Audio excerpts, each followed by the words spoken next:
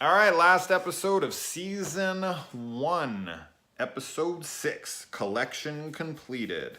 Now, this guy retires from this job that he's had for 47 years, and he comes home with this like hammer thing that they gave him. He wanted a watch, I guess, and he's really mad about it. And his wife is a crazy animal lady. And it's so cute when like she goes in and she tells the dogs and the cats that are all wearing like party hats and shit that like all the parties canceled and whatnot. That damn scene is adorable, and she's adorable. And I have to agree with him a little bit here on one thing, although he's a total piece of shit in this episode. Um, there is a moment, and it's not her fault by any means, but there's a moment where he wants to come in. I don't understand how they've never had to use the bathroom together. Like, he does all of that stuff before she wakes up, I guess, right? I mean, that's kind of odd, but they don't have another bathroom. They only have one bathroom, and they've never been in the bathroom. Like, they've been married for 40-some years, and whatever, it doesn't matter. But he keeps, like, trying to hint towards that he needs to go to use the bathroom, and, like, you need to get out. And yes, like me, he is a private pooper.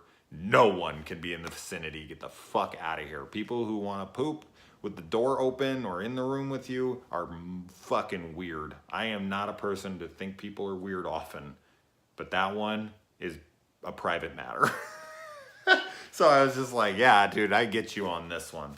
I do love that when he comes out, he thinks his wife is making him a steak, and she gives it to the dog and gives him like a bowl of bran cereal. That reminds me of one of my all-time favorite comedies. I know I say all-time favorite a lot, but fuck, dude, there's like 50 films in my top 10.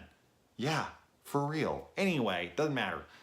One of my favorite comedies of all time, starring John Belushi and Dan Aykroyd. And no, it's not that or that. It's Neighbors. Ever seen Neighbors? It's amazing. His wife gives the dog a steak. It's so funny. It's so odd. If you haven't seen that movie, it's fucking phenomenal. They don't have a proper DVD release. Not even a DVD release. If you order it from Amazon, they like make you a copy. It's bullshit. How that movie doesn't have a proper release yet is beyond me, because it's fucking fantastic. Anyway, enough about Neighbors. But it just reminded me of that line. And then she feeds him cat food, which I would fucking vomit if that happened.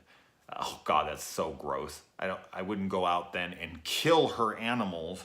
I love when he's chopping the bush. He's so fucking frustrated that he's just cutting this bush down to nothing, and it's so uneven and all disproportionate, kind of like his mind at the time. I don't know how he's never noticed his wife's like this. Like, he hasn't noticed the animals. Like, he comes home at 5, right? He seems to have a normal 9 to 5, 47-year career. And his friend even points this out. Like, you're just noticing this about your wife? Like, I've seen her with a squirrel on her head. She's fucking a crazy cat lady. Like, how do you not know you're married to this woman? But he says he's kind of like a workaholic, and he was like, I know I haven't been there a lot, but really? You never noticed? Like, this woman has like 50 animals living at the house. How the fuck did you not notice this? Like, no one's that oblivious. But, so it just kind of seems to come out of nowhere.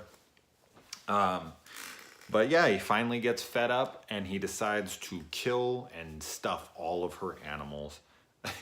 Even though it's totally fucked up, I thought it was, I don't know, like adding insult to injury that he puts lights in that bulldog's eyes, and he's like, has like a freaking remote control that he's like turning the dog's lights on and off. That's so fucked up. But anyway, I'm an animal lover, and I actually thought about being an animal cop at one time, but I had to be really realistic with myself and be like, I would fucking kill somebody. If I walked in on a house where some dude was like hanging dogs, Michael Vick style, or abusing animals, or went down into a basement, I don't even want to talk about it. It makes me upset. But if I saw that shit, I'd kill him. I'd fucking kill them straight out. No shit.